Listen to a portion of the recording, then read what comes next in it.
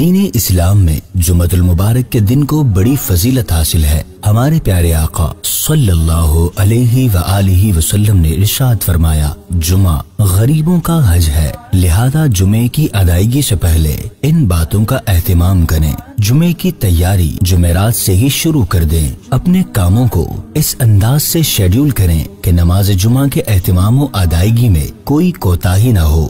جمعرات کو نماز عصر کے بعد دعا و استغفار اور تسبیحات پڑھیں۔ بزرگان دین فرماتے ہیں، بندوں کی روزی کے علاوہ اللہ مزید فضل فرماتا ہے، اور یہ فضل وہ اسی کو عطا فرماتا ہے جو جمعرات کی شام اور جمعے کے دن سوال کرے۔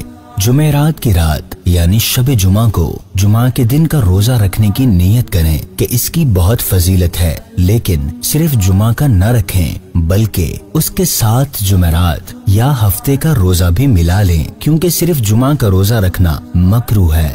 کوشش کریں کہ شب جمعہ کا کچھ نہ کچھ حصہ عبادت میں گزرے، کیونکہ یہ بہت فضیلت والی رات ہے۔ اس میں دعائیں قبول ہوتی ہیں۔ ناخن تراشیے۔ روایات میں آتا ہے کہ جو شخص جمعہ کے دن ناخن کاٹتا ہے، اللہ تعالیٰ اس سے بیماری نکال کر شفا داخل کر دیتا ہے۔ غسل کیجیے۔ حضرت نافع رحمت اللہ تعالی علیہ سے روایت ہے کہ جو جمعہ کے لیے آئے اسے چاہیے کہ غسل کرے، خوشبو لگائیے اور اچھے کپڑے پہنیے۔ نبی کریم صلی اللہ علیہ وسلم نے فرمایا، جس نے جمعہ کے دن غسل کیا اور اچھے کپڑے پہنے، پھر اگر اس کے پاس خوشبو تھی تو اسے لگایا، پھر جمعہ کے لیے سکون و وقار کے ساتھ چلا اور کسی کی گردن نہ پھلانگی اور نہ کسی کو تکلیف پہنچائی، پھر نماز ادا کی اور امام کے لوٹنے تک انتظار کیا، تو اس کے 2 جمعوں کے درمیان کے گناہ بخش دیے جائیں گے۔